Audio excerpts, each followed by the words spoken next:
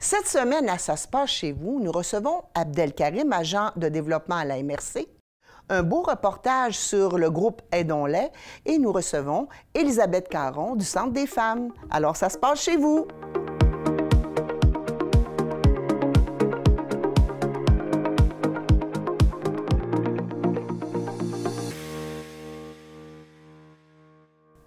Alors, très heureuse aujourd'hui d'accueillir Abdelkarim El Karmoudi, qui travaille comme agent de développement à la MRC de Charlevoix, qui est, selon lui, un citoyen du monde. Bonjour, Abdel. Bonjour.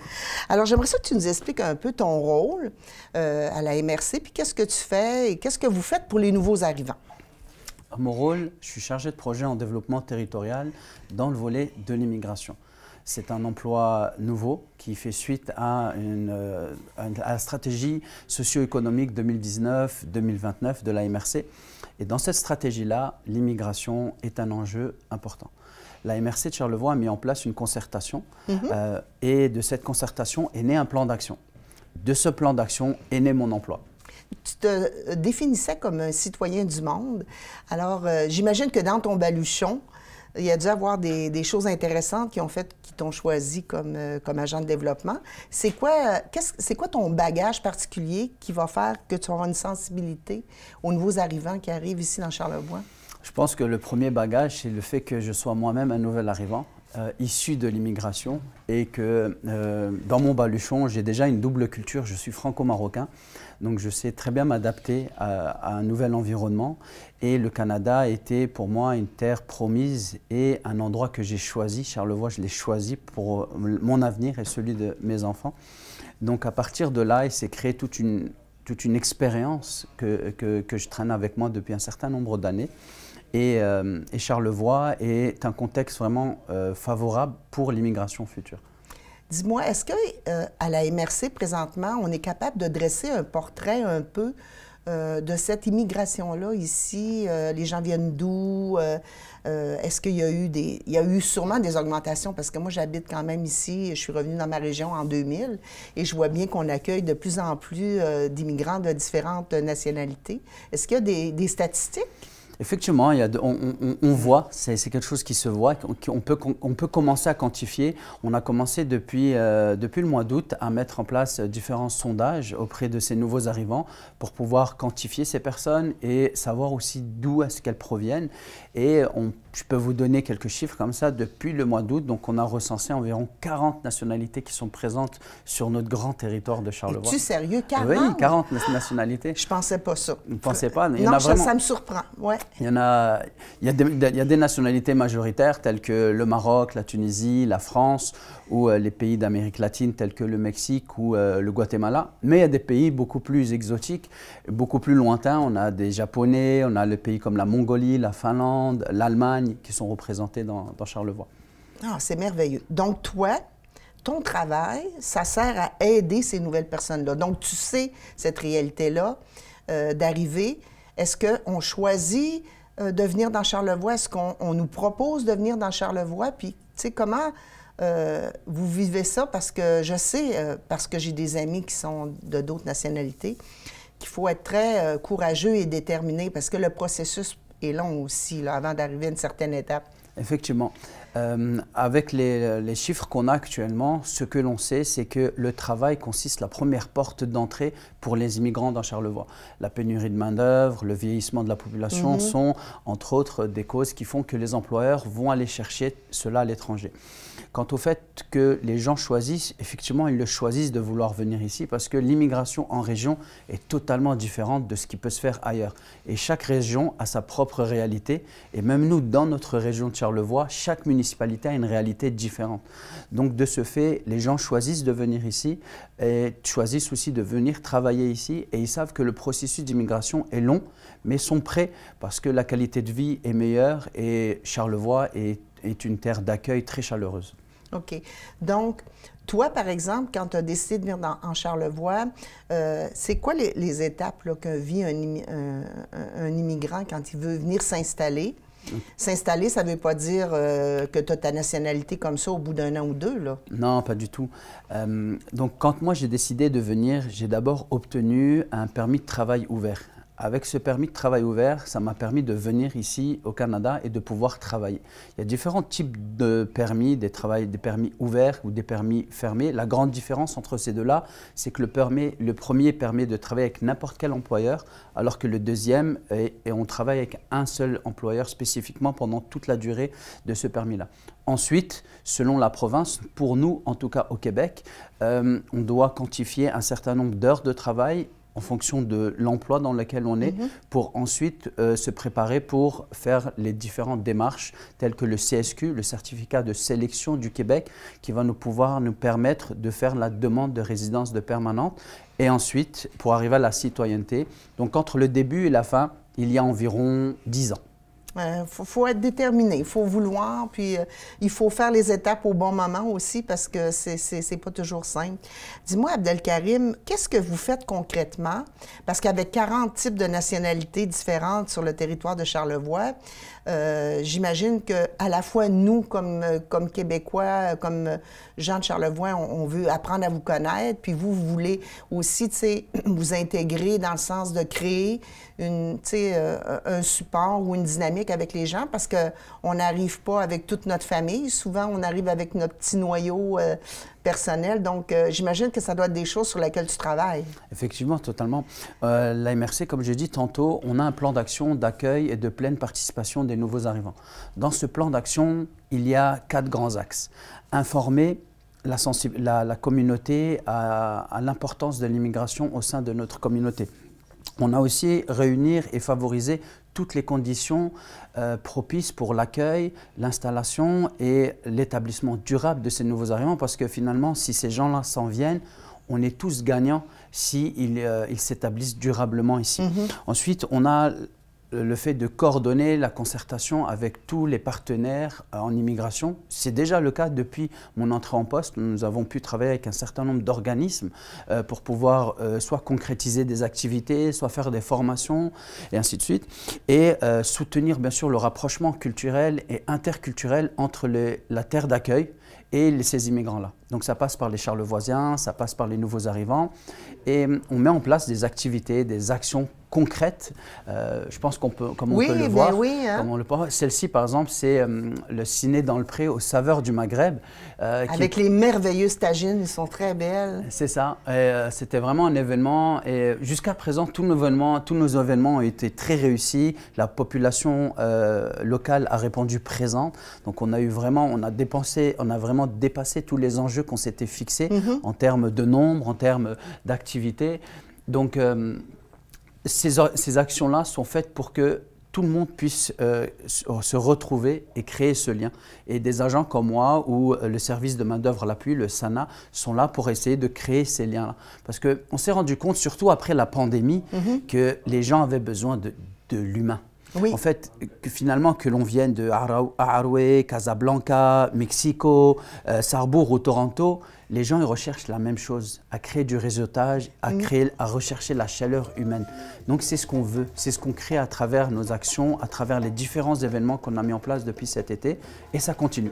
Je sais, parce que j'ai été ici, vous savez que les studios de TVCO sont dans Maison-Mère et que j'ai été quand même 21 ans à me promener. Vous avez un endroit où vous pouvez rassembler les gens des différentes nationalités. Vous avez un coin là, ici qui vous appartient. Là, hein? Totalement. D'ailleurs, dans Maison-Mère, le local 2017 qui a été rebaptisé suite à un concours, le local se nomme présentement Casa Oumi. C'est la contraction entre 2 langues, l'espagnol et l'arabe. Casa pour maison et Oumi pour mère. Donc la traduction littérale est liée à la bâtisse dans laquelle on se retrouve. Donc c'est maison, mère avec la contraction de 2 langues. Et ce lieu-là, effectivement, se veut un élément central de notre plan d'action. On a répondu aussi aux besoins des nouveaux arrivants, principalement en période hivernale, où ces gens-là, principalement aussi ceux qui sont venus sans leur famille, se retrouvent seuls. Donc il y a une certaine appréhension de l'hiver. Quand on est à l'étranger, on entend souvent au Québec, il fait froid, il y a 1 mètre de neige, il tombe en une seule fois à 50-60 cm, il fait moins 30. Qu'est-ce que c'est que ça, tu sais? Donc quand on vient des pays où, nous, en hiver, qui fait le plus froid, il fait 17 degrés, on se dit, mais qu'est-ce que c'est de moins 30 degrés? Donc on a vraiment une peur qui s'installe. Donc en fonction des cultures, cette peur est plus ou moins grande. Et le local, ben, il répond à ça. Et donc, on a mis plein d'activités. Les gens peuvent se réunir, que ce soit en hiver ou en été, bien sûr. Mais il a été inauguré, d'ailleurs, pendant la semaine québécoise des rencontres interculturelles. Ah, d'accord. Donc, c'était un moment vraiment propice pour pouvoir ouvrir le local aux gens. Et les nouveaux arrivants et encore une fois, les charlevoisiens se sont présentés à différentes activités. On a déjà eu des formations en lien avec l'interculturalité. On a eu, il y avait une journée pédagogique pour les enfants, on a diffusé un film pour que les enfants puissent se retrouver. On a eu un dîner là-dedans, il y a eu des potlucks, il y a eu la Coupe du Monde qui s'est déroulée au Qatar en novembre et en décembre où, étant donné qu'on a 40 nationalités, il y avait un certain nombre de matchs où les gens pouvaient regarder. Donc, il y a vraiment beaucoup de choses qui se sont déjà passées à l'intérieur.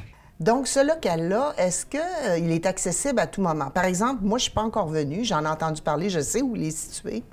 Mais est-ce que je peux me présenter n'importe quand? Est-ce que vous avez une rubrique quelque part où je peux savoir ce que vous proposez? Pour l'instant, on n'a pas encore d'horaire fixe avec ce local-là, puisque nous sommes, on a créé un partenariat avec le service de main-d'œuvre L'Appui, le SANA, pour qu'il y ait quelqu'un de leur équipe qui puisse se joindre à nous dans le plan d'action. Et à partir de là, moi et cette personne-là, on va pouvoir former une équipe et on va pouvoir convenir d'un horaire. Bien sûr, notre souhait est que ce local soit principalement ouvert après les heures de travail, donc après des 5 à 7 et aléatoirement des week-ends. Et il sera toujours accessible aux personnes, à tous les charlevoisiens, qu'ils soient des natifs ou pas. C'est ça. Dans le fond, c'est pour nous permettre de se connaître parce qu'on dit souvent que la force d'une intégration, c'est aussi tout, tu parlais de ça, le réseau avec les personnes qui sont déjà des gens d'ici, qui se mélangent, puis qu'on apprend à se connaître, puis à peut-être démystifier certains préjugés qu'on peut avoir aussi envers les gens de d'autres cultures, et inversement peut-être. Dis-moi, qu'est-ce que vous souhaitez pour l'été qui s'en vient? Est-ce que vous avez des projets spéciaux? En tête ou dans le cœur? Effectivement, il y a beaucoup de projets. Les projets, ce n'est pas ce qui manque, je ne vais pas vous le cacher. D'autant plus, comme on l'a cité au tout début, que le fait que je sois issu de la communauté des nouveaux arrivants, j'ai un certain nombre de vœux, un certain nombre de choses que je voudrais qui se fassent. Cependant, on va essayer de faire avec les moyens qu'on a et avec l'équipe, avec l'AMRC de Charlevoix. On est concentré, on essaye de faire en sorte qu'à chaque mois, il y ait un grand événement pour que les gens puissent se retrouver et créer ces liens interculturels. Par exemple, pour le mois de février, il y a le mois de l'histoire des Noirs qui va être souligné pour la première fois dans Charlevoix. Ce sera l'opportunité de mettre en avant cette communauté-là et de voir l'apport qu'ils ont apporté à Québec, mais à Charlevoix aussi, puisqu'on est concerné.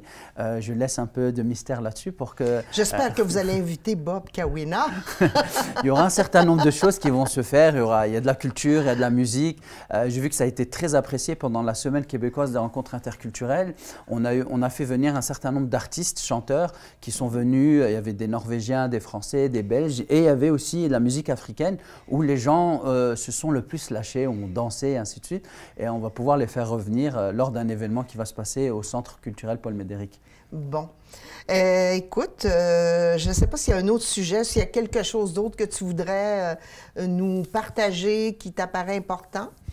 Ce qui m'apparaît important, c'est que la diversité culturelle, philosophique ou religieuse qui est présente actuellement dans notre région, dans Charlevoix, elle est là, elle est réelle et concrète et il faut aller vers elle. Le dialogue interculturel, c'est la curiosité de l'autre, le fait de voir dans son prochain qu'il ait une couleur ou une langue différente, que c'est son semblable finalement et que c'est avec cette envie-là de vouloir accepter l'autre qu'on va créer une société riche dans laquelle on va pouvoir vivre tous ensemble avec une identité au pluriel. Oui, c'est ça. C'est ça. Être citoyen du monde, comme tu disais au début, hein, c'est exactement ça. C'est vrai que c'est quand même les humains qui ont créé les frontières, parce que sinon, il n'y en a pas de frontières finalement, sinon que dans notre tête ou dans notre cœur. La Terre, elle ne fait pas de frontières. Aujourd'hui, on le voit avec je peux citer le dérèglement climatique qui fait que tout le monde est touché. Par les impacts des uns, l'impact des autres. Donc aujourd'hui, ceux qui migrent vers nous, on peut être nous demain, ceux qui vont migrer vers eux. Oui, c'est donc, ça. Le comprendre et se dire que on peut accepter ces gens-là les bras ouverts puisque finalement, ils travaillent dans tous les secteurs d'activité. Il n'y a pas un secteur d'activité qui n'est pas touché dans Charlevoix. La santé, n'importe quel Charlevoisien, je pense, a déjà eu l'opportunité de se faire soigner par une infirmière ou un infirmier français ou marocain. Donc, on peut aller dans différentes épiceries et voir des nouveaux arrivants. Il n'y a pas un secteur d'activité qui est épargné. Non, c'est vrai. Vous êtes présent partout, puis on le voit, et tant mieux. Voilà. Et tant mieux, effectivement. Merci beaucoup, Abdelkarim. C'est moi qui vous remercie. Alors, je vous invite à vous installer confortablement parce que vous allez vivre un moment exceptionnel. Nous sommes allés faire un reportage chez Aidons-les. Donc, vous allez voir des belles petites mamans avec leurs enfants. Vous allez voir les intervenantes. Vous allez voir un super mignon de reportage. Alors, très heureuse d'être ici à Aidons-les, sur la rue Saint-Étienne à la Malbaie, en présence de Mme Marie-Hélène Lucier, qui est la directrice de l'organisme. Bonjour. Comment allez-vous, chère Marie-Hélène? Ça va très bien, merci. 25 ans déjà que ça existe, Aidons-les? 25 ans, oui, puis effectivement, à me regarder, vous comprendrez que c'est pas moi qui ai démarré tout ça. Non!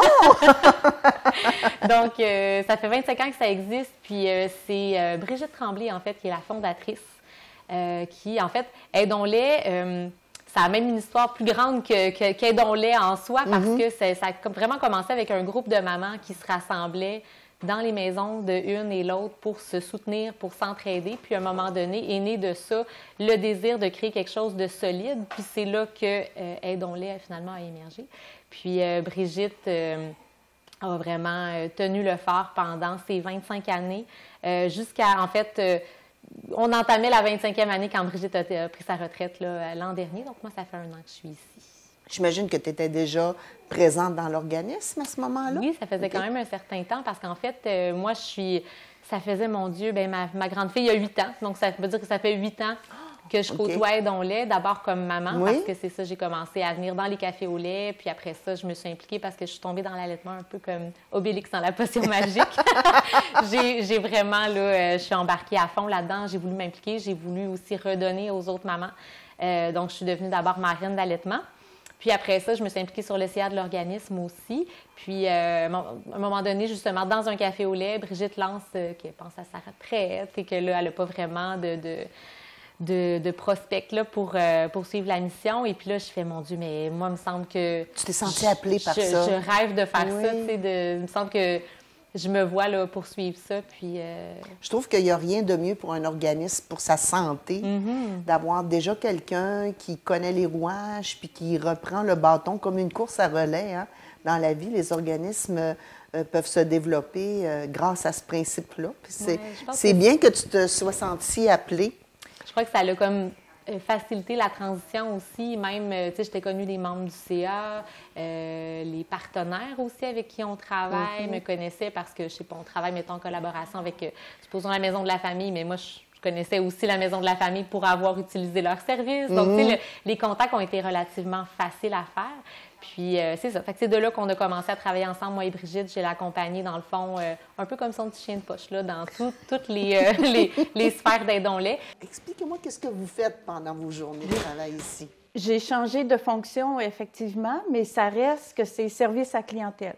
Moi, ma force, c'est vraiment d'accueillir le client, de répondre du mieux que je peux aux questions. Si je ne sais pas la réponse, je vais me référer à quelqu'un. Mais c'est vraiment accueillir le client, le soutenir le plus possible, puis donner les meilleurs conseils que je peux donner. Mais ma priorité, c'est ça, c'est service client. Donc, vous êtes à la fois à l'entrée, donc vous voyez les jeunes dames arriver avec leurs petits ou le papa arriver et tout ça. Puis, vous accueillez aussi, j'imagine, au niveau téléphonique. Au niveau téléphonique, ça fait partie de mes tâches comme adjointe. Les rendez-vous, je prends les rendez-vous, je cédule les rendez-vous, je prépare les dossiers, tout ça avec ma collègue Marie-Hélène, parce que ça fait tout juste 3 semaines. Il y a beaucoup de choses encore que je n'ai pas appris, mais depuis 3 semaines, je vois que c'est vraiment ma place pour moi. Là. Après avoir quitté le travail à temps plein, c'est le temps partiel idéal pour moi. Moi, je suis curieuse de voir la fibre. Pourquoi ça vous a intéressé de venir travailler ici?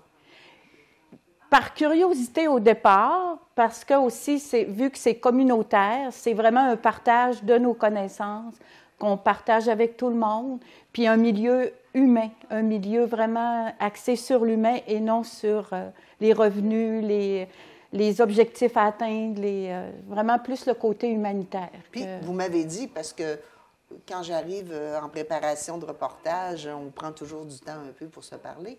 Vous avez 10 petits dans votre entourage. Oui, 10 petits. Vous avez dû être vous-même une ressource pour peut-être vos jeunes enfants pour l'allaitement. Oui, et tout moi, ça, on est une famille recomposée. Moi, j'avais 2 filles. Mon amoureux a 2 filles aussi. Moi, j'ai des adoptions que moi, j'ai fait. Okay. Fait qu'on a tout mêlé, tout ça ensemble. Puis avec les familles recomposées de nos belles-filles et de nos filles, bien, on est rendu à 10 petits-enfants. 10 trésors. 10 trésors. Oui. C'est bien que vous abordiez ce sujet-là parce qu'on est en région. Et puis, j'imagine que tout à l'heure, en tout cas, j'espère, dans notre échange qu'on va faire au café au lait, on n'a pas toujours notre famille proche.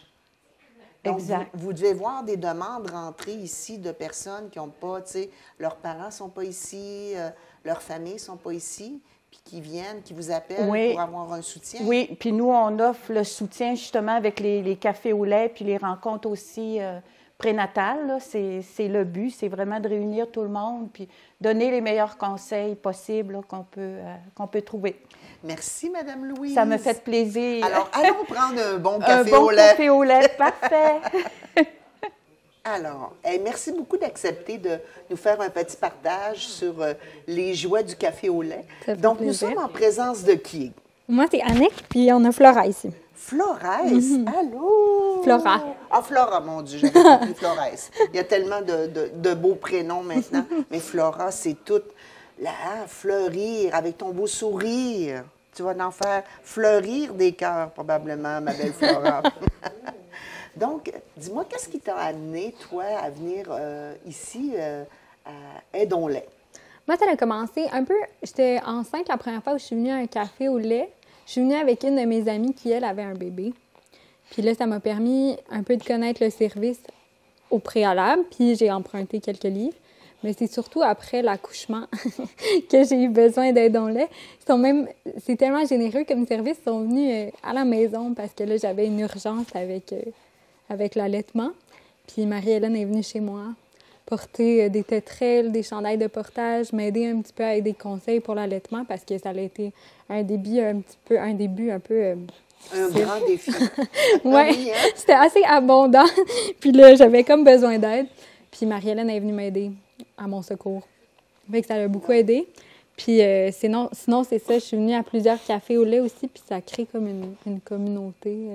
Un réseau avec d'autres jeunes femmes qui ont des bébés à peu près du même âge, j'imagine. Oui. J'ai une question un peu plus personnelle. Est-ce qu'on vient ici parce que, on a certains besoins, mais que notre famille n'est pas proche nécessairement, tu sais, nos frères, nos sœurs ou notre parenté, puis ça nous permet de recréer un genre de communauté autour de cette réalité-là d'allaitement? Oui, c'est possible. Moi, ma famille est loin, c'est certain, mais c'est surtout que je suis comme la première de mes amies qui a des bébés. Oui, d'accord. Fait que j'ai pas beaucoup de monde dans mon entourage que je connaissais déjà qui avait des enfants. Fait que de venir ici, ça m'a permis de créer des liens avec d'autres familles, puis d'apprendre à connaître des gens qui ont des bébés aussi, puis c'est quoi les besoins, parce que avant de tomber enceinte, je connaissais personne dans mon entourage. Oui, je comprends. Puis c'était comme un univers à découvrir. Ouais. Puis pour t'aider à te sécuriser un peu plus aussi dans cette chose naturelle, mais qui ne l'est pas nécessairement autrefois. C'était différent. Puis aujourd'hui, je pense que ça... Ah oui, Flora est d'accord! C'est un service extraordinaire! Oui, Flora, elle aime ça venir ici aussi. Est-ce que tu viens régulièrement, assidûment ici? Je dirais que je viens à certains cafés au lait précis que j'ai ciblés avant, mais je viens surtout pour les conseils de Marie-Hélène. OK. On commence déjà à avoir une bonne réputation, incroyable! Mais oui, c'est vraiment, c'est tellement aidant, surtout au début quand on allaite puis qu'on n'a aucune idée de ce qu'on fait. Puis là, d'arriver ici, d'être accueilli dans le sourire, de se faire prendre son bébé ou juste comme d'être Mon bébé devient calme quand je suis ici aussi. Puis c'est vraiment aidant d'avoir plein de conseils sur l'allaitement. Flora, elle a combien de mois, là? Elle a 4 mois, 4 mois. 4 mois? Ouais. Hey, elle est costaud, hein? Oui, elle est vraiment grosse. Mais non, elle est costaud. Elle est... on voit qu'elle a une bonne génétique, probablement. Oui, elle porte du 9 à 12 mois, mais 4 mois. C'est ça qui se passe, hein? Marie-Hélène, dis-moi, aidons-les, ça fait 25 ans. Je me souviens à l'époque, quand c'est né à travers une volonté des femmes, parce qu'on a été il y a eu plusieurs décennies où les femmes ont arrêté d'allaiter, finalement, pour toutes sortes de raisons, de retour, de présence au travail, puis de ci, de ça. Puis je pense qu'il y a une redécouverte incroyable, extraordinaire dans ce phénomène naturel qui est d'allaiter, mais qui n'est pas toujours si naturellement facile. Oui, exactement. C'est un acte qui est naturel, mais pas toujours facile et simple au départ. Ça le devient, là, mais parfois, il faut être accompagné. Puis vous l'avez bien nommé, mais tu sais, il y a un savoir là, qui s'est perdu aussi. Donc, tu sais, l'accompagnement des sœurs, des mères, des cousines, il n'est pas toujours là. Donc, il faut qu'il y ait un relais de prix à ce niveau-là pour des fois faciliter là, les petits défis là, qui peuvent se présenter. C'est pour ça qu'on va glisser dans les services parce que quand j'ai reçu ta pochette d'information, je me disais, waouh, il offre plusieurs services, mais je comprends bien aussi que les familles étant éclatées, souvent les gens n'ont pas leurs proches. Donc, on veut créer des liens, puis on veut pouvoir échanger sur une réalité qu'on vit. Donc, j'aimerais ça que tu nous parles des différents services. Vous en offrez quand même pas mal. Oui, bien en fait, justement, un des services qui permet aux familles de se rencontrer puis de former... Moi-même, je viens pas de Charlevoix à la base, là, fait que j'avais pas ce réseau-là non plus de soutien de ma famille. Bien, je me suis fait un réseau de soutien à travers les cafés au lait. Puis c'est ce que les mères vivent quand ils viennent ici.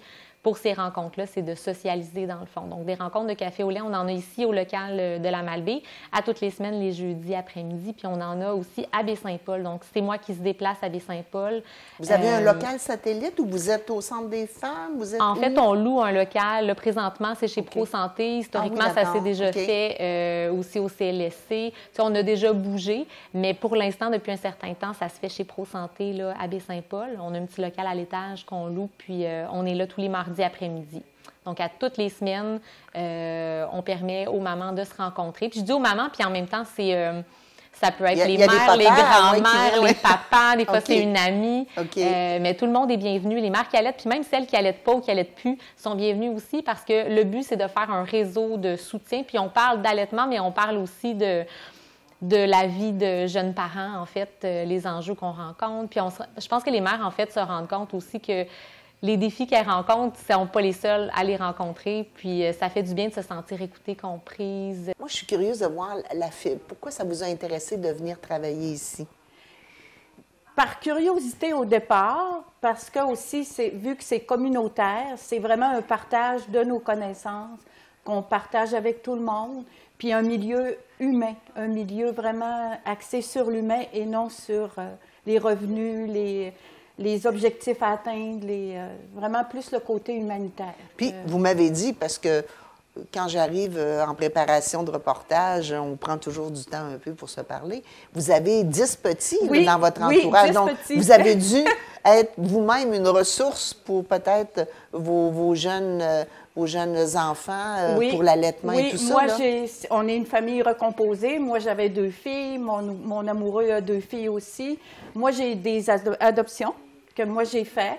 Fait qu'on a tout mêlé, tout ça ensemble. Puis avec les familles recomposées de nos belles-filles et de nos filles, bien, on est rendu à 10 petits-enfants. 10 trésors.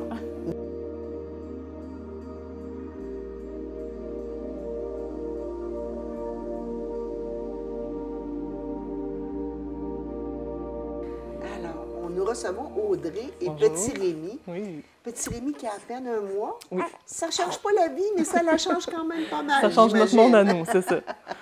Dis-moi, Audrey, qu'est-ce qui t'a amené à venir au service d'Aidons-les? Bien, moi, c'était très simple, en fait. C'est que ma première expérience d'allaitement s'est très mal passée. Oh, d'accord. Ça a pris 6 mois avant que je puisse allaiter ma fille, la première.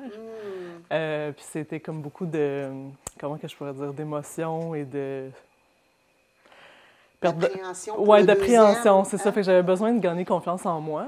Puis là, par miracle, avec Rémi, ça s'est passé très facilement, en fait, dès le départ. Mais on dirait que j'y croyais pas. J'avais toujours peur. C'est donc bien facile. Oui, c'était comme impossible. Là. Oui, c'est ça. Il va avoir un bug à un moment donné. Exact, c'est ça. J'avais de l'anxiété, il faut le dire. J'avais une certaine anxiété. Puis, ce qui est arrivé, c'est que, dans le fond, dès les premiers jours, j'avais l'impression qu'il était en train de développer une jaunisse parce que ma fille en a fait une. Puis là, j'avais l'impression qu'il y avait des couleurs jaunes. Fait que là, j'en ai parlé au CLSC. Puis j'avais déjà connu Marie-Hélène au préalable aussi. Puis, elle avait dit, là, on est ouvert, même si c'est pas des problèmes nécessairement majeurs, on est ouvert à venir, à ce que tu vas nous voir, puis à t'aider, tout ça. Donc, la gentille infirmière du CLSC m'a référée. Okay. Pour, je pense qu'elle voyait que j'avais besoin de gagner confiance, puis de m'assurer aussi en prenant le poids, puis tout ça, que ça allait bien se passer. Là. Oui. Est-ce qu'il y a une bonne différence d'âge entre les deux, tes 2 ans? 2 ans, oui. Oui. Dis-moi, est-ce que toi, par exemple, tu as de la famille qui est proche dans la région ou non, pas nécessairement? Je suis venue toute seule. Okay. La famille est derrière Montréal, okay. Mais ils sont quand même venus, je dois souligner ça, qu'ils sont venus m'aider lors de la naissance du bébé. Okay. Donc, j'ai pas été seule, puis une chance, là, parce qu'honnêtement, avec un enfant de 2 ans à la maison, j'avais pas la même disponibilité non plus pour l'allaitement. Parce qu'au départ, l'allaitement, on est beaucoup assise, puis c'est très physique, là. Ça demande, ça nous fatigue, ça demande physiquement aussi, même au niveau des épaules, de l'endurance musculaire et tout ça. Donc, c'était bien que ma mère soit avec nous là, pour s'occuper de la cocotte de 2 ans, parce que je pense que ça n'aurait pas été possible, honnêtement. Oui, puis ils ont encore des besoins à 2 ans. Oui, vraiment, mais ils en ont plus. Puis là, ils voient un autre qui partage l'attention de maman qui n'est pas toute tournée vers elle. Je ne sais pas si c'est une fille que tu as. Oui, c'est une fille, c'est ça. Puis aussi, je dois dire que ma fille, je l'ai allaitée jusqu'à 2 ans. Fait que, c'est sûr que quand lui est arrivé, puis là, c'est lui qui a pris sa place, parce que là, j'avais plus l'énergie d'allaiter nécessairement les deux tout le temps. Fait que là... Il y a eu le sevrage pour celle de 2 ans. Oui, c'est ça. Puis ça s'est fait comme un peu vite, là. Fait que c'est sûr que, c'était bien qu'on puisse lui donner de l'attention puis de l'amour autrement aussi. Ouais. Donc, Tatiane, j'aimerais savoir. Je vois que tu as un bel accent charmant, mais d'où vient cet accent? Bien, je viens du Brésil. OK. Il fait 8 ans que je suis ici au Canada. Alors, l'accent est toujours un peu là. C'est charmant. Je trouve ça tellement charmant. Dans Charlevoix, ça fait combien de temps que tu es ici? Il fait 3 ans que je déménageais à la Malbaie. Avant, j'étais à Montréal. Puis là, il fait 3 ans que je suis arrivée ici, que je m'établis. Donc, j'imagine que toute ta famille n'est pas ici? Il y en a pas. Il n'y a personne ici. Toute ma famille est au Brésil. Mes parents, ils ont été ici pour la première fois cette année pour la naissance d'Alice, pour connaître leur petite fille. Oui. Mais c'est ça. Sinon, c'est juste moi et tout le monde reste là-bas. Donc, écoute, j'imagine que les services d'Aidons-les ont été précieux pour toi. Ah oui. Regarde, c'était énorme parce que quand j'ai eu Alice, tout s'est bien passé. Je suis venue avant pour en sciences d'information pour l'allaitement, puis tout ça. Mais malheureusement, quand j'ai accouché, je n'ai pas eu de monteuse non, pas de montée de lait, toi. Montée de lait, puis ça m'a frustré beaucoup, tu sais. Puis alors, c'est pour ça que j'ai eu quelques rendez-vous, en fait, pour faire des suivis, pour voir comment ça s'est déroulé. Puis, ça m'a beaucoup aidée. Autant que pour comment la placer pour que ça se passe mieux. Puis là, je prends des domperidone. Okay. C'est un petit médicament qui aide la production de lait. Alors, j'ai eu tous les soutiens des autres pour... et aussi, comme travailler un peu à l'interne, là, la déception un peu, là, les deuils du fait que tu n'allaites pas comme, tu sais, il faut que tu supplémentes. On fait plein de scénarios, là. J'imagine, oui. Alors, c'était fondamental, en fait, pour... Autant que m'aider comment bien dérouler les choses, que les soutiens émotionnels. Marie-Hélène, on a beaucoup parlé. Là. Oui, parce que nous, les femmes, on peut avoir une tendance à se sentir coupables. C'est ça. Pourquoi ça ne marche pas? Pourquoi moi? Puis, la nature fait ce qu'elle a à faire. Maintenant, on peut avoir des moyens qui vont nous aider. C'est ça. Puis, comme c'était une chose importante pour toi d'allaiter, mais maintenant, ça se passe bien puisque... Alice grandit. Ça se passe super bien. Et principalement, quand on parle sur la déception, je pense que c'est de ne pas prendre comme un échec, justement, le fait que j'ai besoin de supplémenter, soit ma petite ou soit moi avec un médicament, parce qu'on prend justement comme un échec dans notre corps, là, comme on n'était pas capable de s'y rendre. Alors, tout ça, c'est un travail c'est assez important. Puis les groupes quand on vient avec d'autres mamans, aussi, ça aide à voir d'autres histoires puis comprendre qu'on n'est pas toute seule. Oui, c'est ça. Puis, bon, Marie-Hélène, j'ai le goût de parler pas trop fort, on dirait qu'on est dans le coin clinique où tu reçois en toute confidentialité maman, petit bébé, des fois le papa aussi. Et quelle raison va amener une maman ou que toi, tu vas décider qu'il faut une rencontre plus privée un peu en clinique? Dans le fond, ça va être quand il y a des... D'abord, souvent, il va y avoir des références des infirmières. C'est la plupart du temps des références qui viennent d'elles. Ça peut être le médecin aussi. Parfois, les médecins sont plus ou moins outillés pour des problématiques plus pointues en allaitement, puis ils vont nous les référer. De la même façon, les infirmières qui rencontrent les parents, les infirmières du CLSC qui viennent à domicile après la naissance du bébé, s'ils voient qu'ils ont travaillé des choses avec l'allaitement, mais que ça demande d'aller un petit peu plus loin, ils n'ont pas toujours le temps. Donc, ils peuvent nous les référer ici pour qu'on puisse approfondir ça avec eux. La clinique d'allaitement, c'est toujours aussi avec un médecin qui est présent ou à la rigueur qui va être disponible au téléphone. Donc, ça permet aussi de faire une consultation qui est très complète pour rassurer les parents, leur donner des outils. Là, mais c'est vraiment des problématiques un petit peu plus avancées. On parlait un peu des marraines d'allaitement qui sont la première ligne, mais la clinique, c'est la deuxième et troisième ligne quand il y a des problématiques plus pointues. Puis donc, tu aimes venir au Café au lait. Est-ce que tu viens régulièrement? Bien, je suis venue une fois à date, parce que ça fait pas longtemps qu'il est né. Oui, non, je comprends. C'est vrai qu'un mois, c'est ça. Et on a déjà beaucoup à faire dans le premier mois, à s'adapter. Ça change la dynamique familiale. C'est ça. Mais ça fait une bonne excuse pour sortir de la maison, surtout un bébé d'hiver, parce que sinon, c'est facile de passer la journée en pyjama à la maison. Oui, en donc, mou. Donc, ça, c'était super aussi, tu sais, de se forcer, d'avoir un but de la journée, là, de sortir, de s'organiser à sortir, de se faire confiance que ça va bien aller aussi, parce que, mine de rien, juste les habiller, les mettre dans le siège d'auto, s'habiller, s'organiser, déneiger l'auto, trouver un stationnement, donc, tout ça, peut devenir plus lourd. C'est ça. Puis est-ce que si tu viens une fois, je veux dire, est-ce que les rencontres sont prévues une fois par semaine ou plusieurs fois par semaine, ou ça dépend des besoins que... Si je me trompe pas, c'est 2 fois par mois. Est-ce que je me trompe? Une fois par semaine? OK. C'est ça, je n'étais pas encore au courant de la fréquence, mais bon, ça a l'air que c'est 1 fois par semaine. Puis c'est ça, à date, moi, ce que j'avais trouvé intéressant, c'est de rencontrer d'autres mères avec des bébés de différents âges aussi. Oui, parce que on connaît la problématique de garderie dans la région aussi, fait que ça donne une opportunité de socialisation aussi là, avec d'autres mamans, mais entre les enfants aussi. Est-ce que tu as utilisé la clinique individuelle qu'offre Marie-Hélène? Oui, une fois. C'est ça, j'ai eu une rencontre. Puis ça a été intéressant parce qu'on a pu comme peser le bébé là, quelques jours après sa naissance. Puis, tu sais, Marie-Hélène a fait un survol un peu de mes inquiétudes, puis elle a pu me rassurer sur certains points. Elle a pu réviser mes techniques d'allaitement aussi parce que j'avais un peu de douleur d'un côté. Donc, tu sais, elle s'est assurée là, que les techniques étaient adéquates. Tu sais, pour pas qu'il y ait une dégénérescence non plus là, au niveau de l'allaitement et tout ça. Là. Donc, tu sais, c'est ça, ça a pu comme consolider la relation, disons. Là.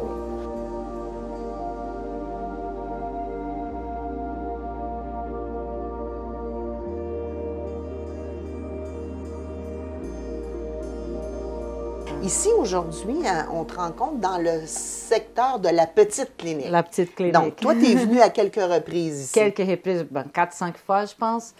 Justement, on vient une première fois pour faire une évaluation. Il y avait le docteur Marcotte. Et justement, pour faire une évaluation du bébé puis de la maman, savoir c'est quoi qui se passe. Puis, vu le fait que j'ai commencé à prendre les dons péridone, il faut faire quand même un suivi au niveau du cœur là, pour la maman. Alors, je suis revenue quelques fois. Puis aussi parce qu'Alice, elle fait des petites constipations depuis sa naissance. Alors, même si on est dans un centre comme des soutiens à l'allaitement, il nous aide aussi autour de tout, là, oui, c'est ça. Alors, on a été ici, genre, un bon 4-5 fois, là, tu sais. Oui, c'est ça. Bien, pendant une consultation, d'abord, on les accueille ici, on fait une historique générale. Après, on va parler plus de la problématique spécifique à l'allaitement. On donne des petits conseils, on se donne un plan de match. Puis souvent, pour avoir un plan de match éclairé, il faut savoir où on s'en va avec le poids du bébé. Chez les tout petits bébés, c'est souvent comme ça qu'on va s'orienter. Fait que c'est pour ça qu'on a besoin là, de la balance qui est ici. Donc, c'est ça. Ça nous permet aussi, avec la petite table ici, là, le médecin peut faire son petit examen du bébé aussi en même temps. avec la lampe qui est là, on peut bien observer dans la bouche du bébé. Y a-t-il une problématique X? Exactement, là, comment travaille la langue. Parfois, je vais, pas toujours, mais parfois, quand c'est indiqué, je vais mettre un gant là, stérile, faire téter le bébé sur mon doigt pour voir comment se débrouille sa succion. Des fois, ça nous oriente vraiment sur pourquoi la mère a le mal, pourquoi est-ce que ça stimule pas bien sa production, puis qu'on a un enjeu de production de lait. Donc, on essaie de faire là, un examen le plus général possible là, parce que des fois, une problématique pourrait nous enligner vers une idée, puis des fois, quand on regarde la situation plus globalement, on se rend compte que ça peut venir aussi d'ailleurs, puis que tout ça travaille ensemble, là, fait qu'on fait quelque chose d'assez complet. Bon, alors, ici, je vous présente un petit peu les différents produits qu'on a. Donc, je parlais des tire-laits tantôt. Ben voilà un petit peu, ça, c'est le modèle de tire-lait électrique qu'on a en stock en tout temps. On peut aussi en commander selon les besoins des parents. C'est des tire-laits qu'on tient ici parce qu'on sait qu'on a un bon rapport qualité-prix. Donc, on est assuré d'offrir un bon produit pour les parents, adapté à leurs besoins. C'est surtout ça, en fait. Notre but, là, avec notre service conseil, c'est d'aller orienter les parents vers ce dont ils ont besoin. Peut-être pas investir s'ils n'ont pas besoin d'un tire-lait électrique. Ça peut être aussi un petit tire-lait manuel qui peut faire tout à fait le travail. Donc, on essaie vraiment d'orienter les parents sur les bons choix qui sont adaptés. Puis surtout, l'ajustement de la coupole, qui est cette partie-là ici. C'est ça. Qui ne doit pas être ni trop petite ni trop grande, pour que ce soit bien adapté à la fois pour que la mère soit confortable, qu'on ne crée pas de douleur, de blessure et qu'on ait vraiment tiré un maximum de lait. Exactement. Donc, aussi, tous les petits accessoires sur les tire-laits, s'il y a une partie là, qui brille. Vous avez tout ça ici. On a tout ça ici. D'accord. Ensuite de ça, bien, les soutiens-gorge d'allaitement, dans le fond, on tient des modèles super confortables qui sont dans différents coloris, différentes grandeurs. On peut les essayer ici aussi. Donc, on part vraiment avec quelque chose qui nous fait bien. OK, je vois que, je m'excuse, je vois que c'est quand même des petits formats. Avez-vous des formats pour on des a des femmes, formats, là, c'est parce des que... seins qui ont plus volumineux? Tout à fait. On a vraiment là, du petit jusqu'au 2X large, avec différents modèles là, qui peuvent être plus couvrants, moins couvrants. On a quand même une belle variété. Là. Tout ça, avez une belle sensibilité à la diversité. Tout à fait, tout à fait. Puis ce qu'on voit ici, c'est un T-shirt de peau à peau. Donc ça, c'est un des volets aussi d'Aidons-lait. C'est tout le volet portage qui démarre avec le peau à peau, dans le fond, qu'on fait quand notre bébé est tout petit. Le bébé, dans le fond, on vient l'installer à l'intérieur ici. Les petites pattes viennent dans les pans de tissu ici. Donc ça s'est replié sur le bébé avec la troisième couche de tissu comme ça. Puis ça libère, ça soutient le bébé. Il faut que ce soit assez ajusté là, quand les parents viennent chercher un T-shirt de peau à peau comme ça. D'ailleurs, qu'on leur prête gratuitement pour tout le temps qu'ils vont en avoir besoin. On les encourage à essayer le T-shirt. Puis, il faut que ça soit assez ajusté pour que le bébé soit bien soutenu à l'intérieur. Ça permet aux parents de libérer un peu ses mains tout en répondant aux besoins de son bébé.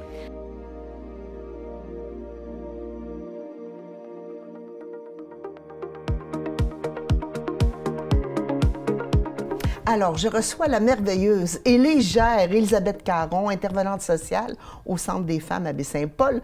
Je dis légère parce qu'elle porte à ses oreilles de merveilleux papillons. Puis je me suis dit que ça allait lui donner la parole facile, la parole agile, pour qu'on démystifie le Centre des femmes. Moi, avant d'y passer un petit peu de temps, j'avais, et je vais l'assumer, un peu le préjugé que, bon, le Centre des femmes, ce n'est fait que pour des femmes qui ont des difficultés ou des choses comme ça. Donc, je sais que votre mission est beaucoup plus large. Tout à fait. Bien, bonjour, Josette. Bonjour. Merci de m'accueillir ici en studio aujourd'hui. Oui, bien, en fait, c'est une des raisons pour laquelle je suis ici aujourd'hui. En fait, c'est pour parler de la mission du Centre Femmes. Qu'est-ce qu'un Centre Femmes? Effectivement, il y a beaucoup de préjugés par rapport à les femmes battues, tout ça. Mais nous, on n'est pas une maison d'hébergement pour femmes victimes de violences conjugales, mais on est un centre femmes.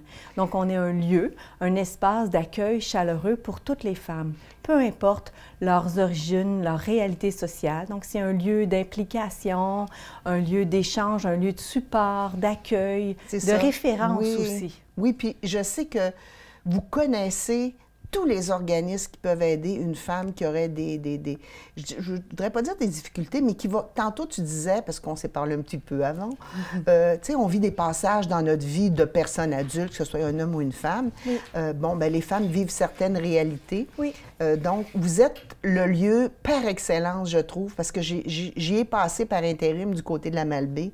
Donc, je suis très contente que tu puisses nous parler du volet. Je sais que vous avez particulièrement un volet qui accompagne les femmes quand elles sont justement dans des changements de vie. Tout à fait. Donc, au niveau du Centre Femmes, au niveau de l'accueil, donc c'est possible pour une femme qui est en questionnement, qui est en transition.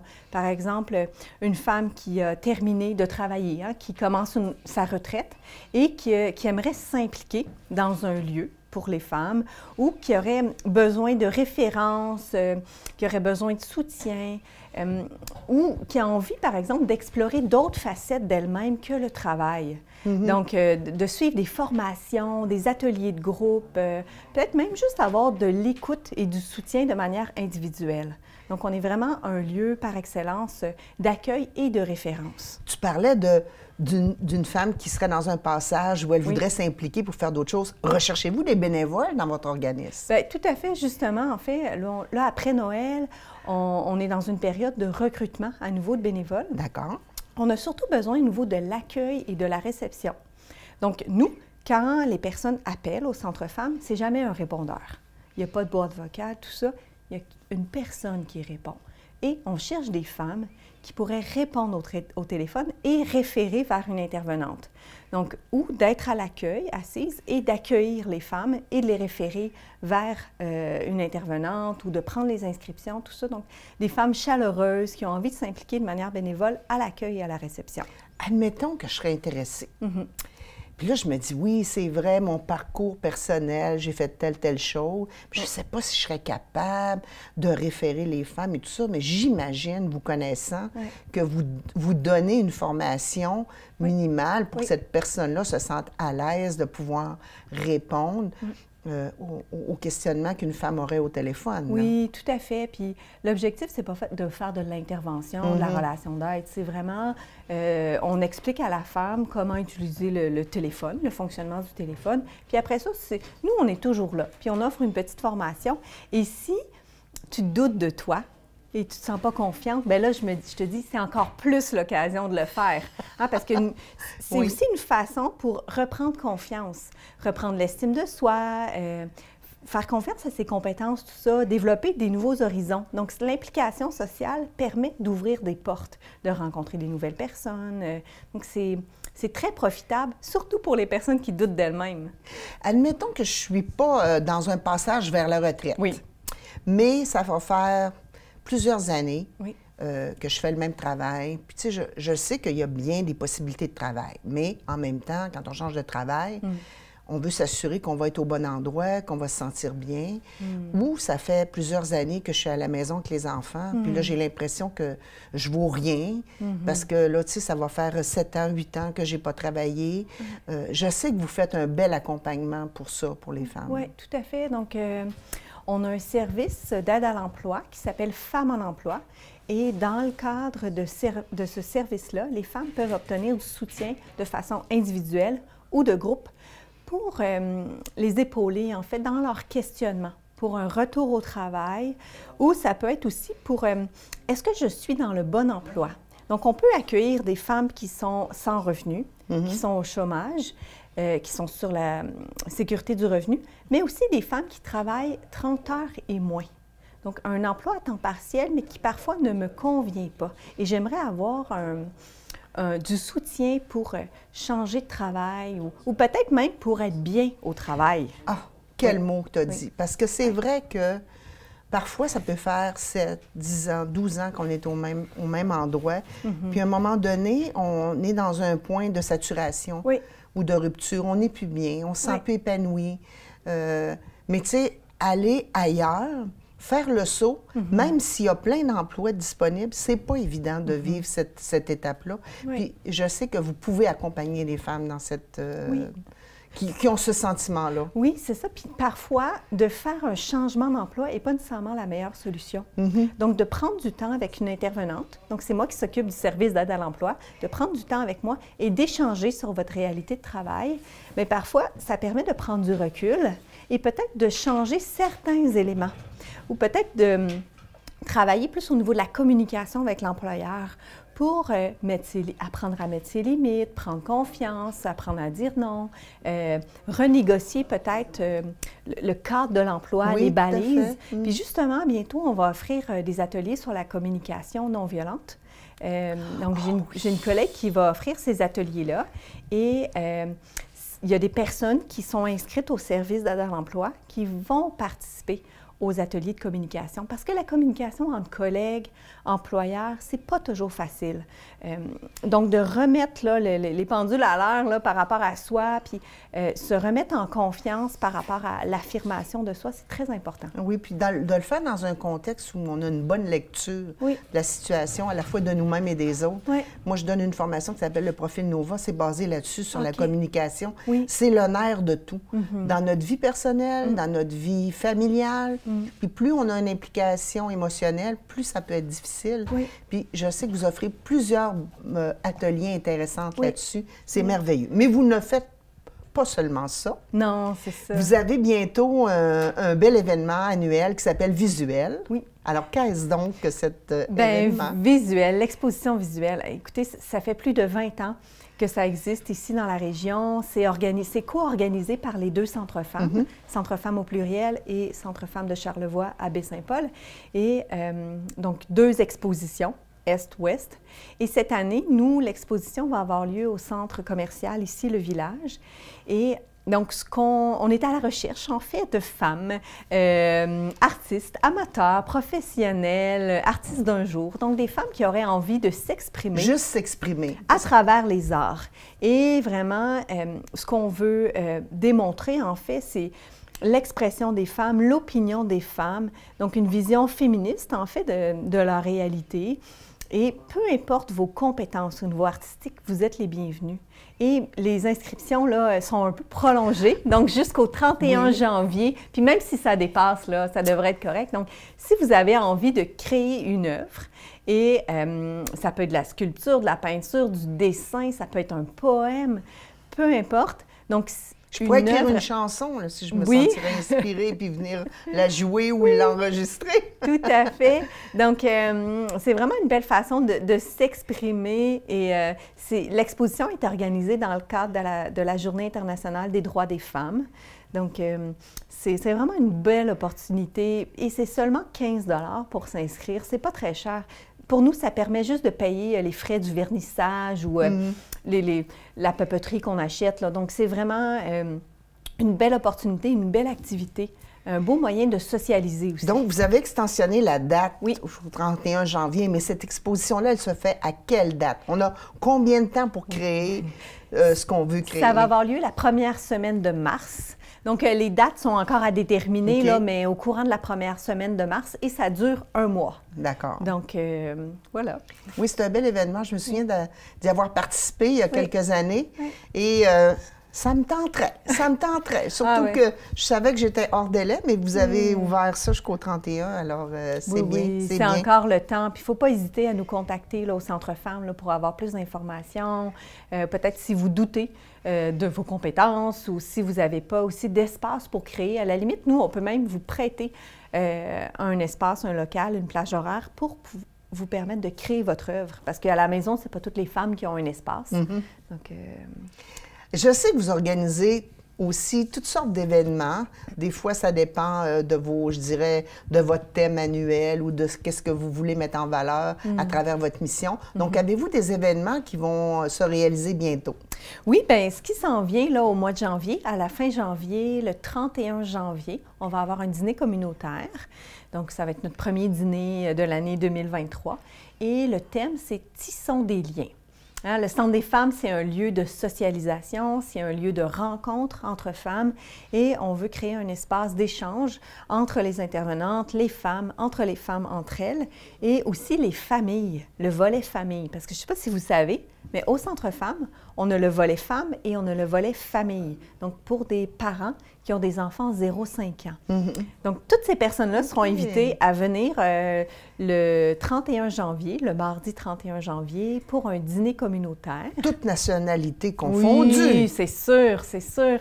Oui, oui, tout à fait. Donc, justement, on a organisé avant Noël un souper interculturel. Donc, on est vraiment un espace d'échange là, entre femmes, peu importe les origines. La source de revenus, le statut socio-économique, peu importe, vous êtes les bienvenus. Bon, vous êtes situé où à Baie-Saint-Paul? On est situé au 595 rue Georges-Édouard Tremblay. Où c'est que c'est ça? En fait, il y a le Mike's, il y a le IGA, il y a le Mike's, et derrière le Mike's, il y a un quartier résidentiel. Et nous sommes là. C'est très facile là, de repérer la bâtisse. Là, Elle est au bout de la rue, avant qu'on tourne là, pour revenir. Oui. Puis c'est bien indiqué aussi sur la bâtisse. Là. Il y a une grosse pancarte du Centre Femmes. Là.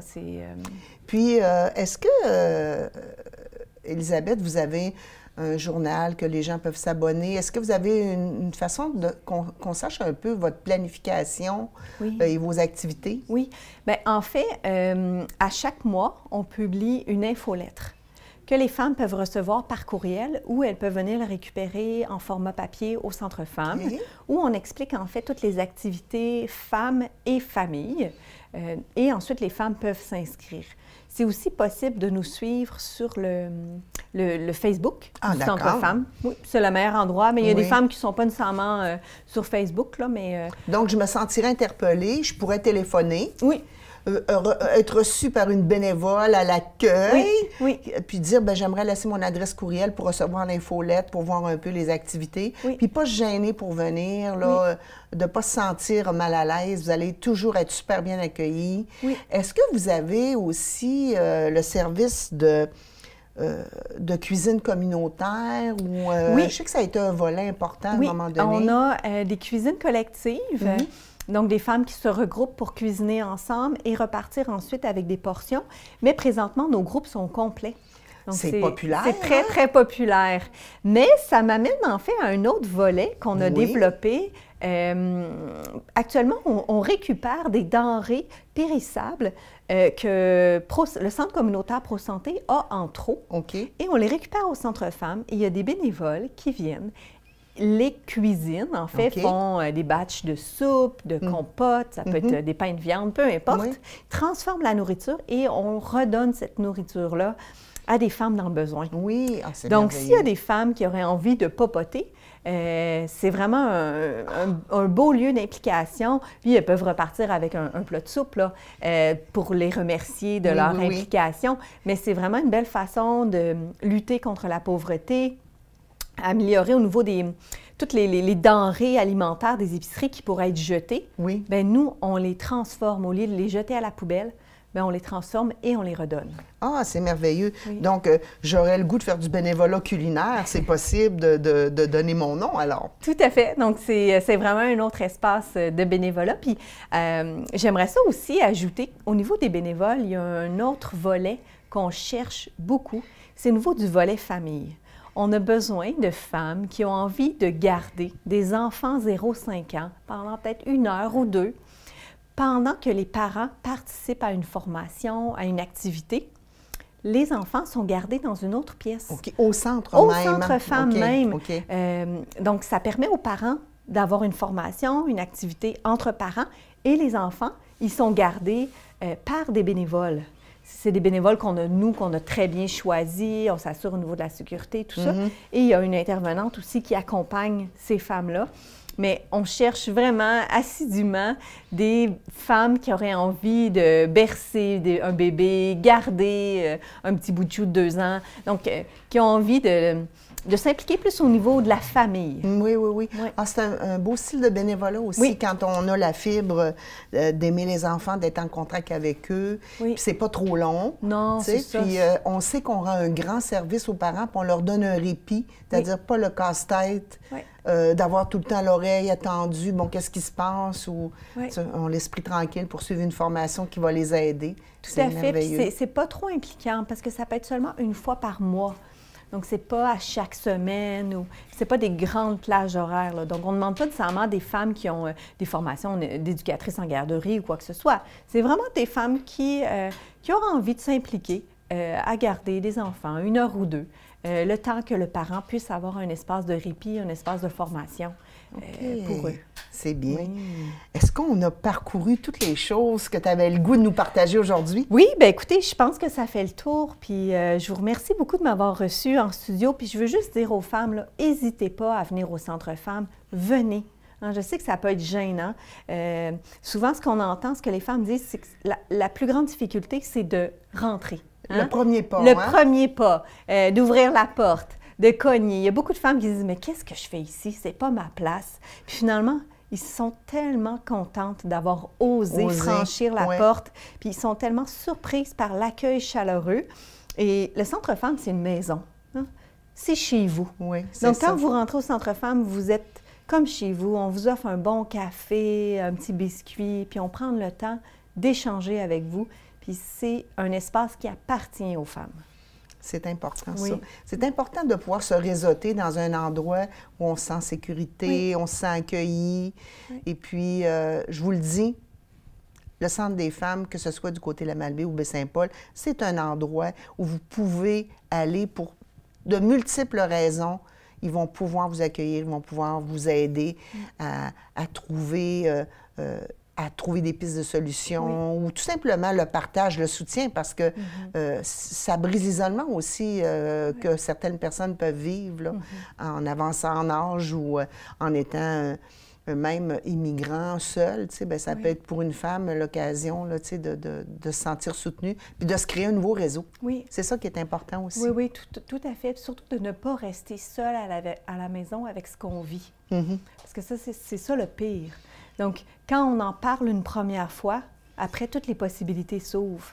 Puis on se sent beaucoup moins seul, on se sent outillé, on crée un réseau. Puis je suis certaine qu'il y en a plusieurs qui vont rencontrer des femmes qu'elles connaissent au Centre Femmes. Puis elles vont être surprises de voir que... Ah oui, c'est ça. Mais oui, je viens depuis quelques années. Oui, c'est ça. Extraordinaire. Oui. Merci infiniment, Mme Élisabeth. Merci. Wow, quelle émission! Moi, j'ai appris plein de choses intéressantes. J'espère que ça a été pareil pour vous. Alors, je vous invite à être de retour la semaine prochaine avec la merveilleuse équipe de TVCO.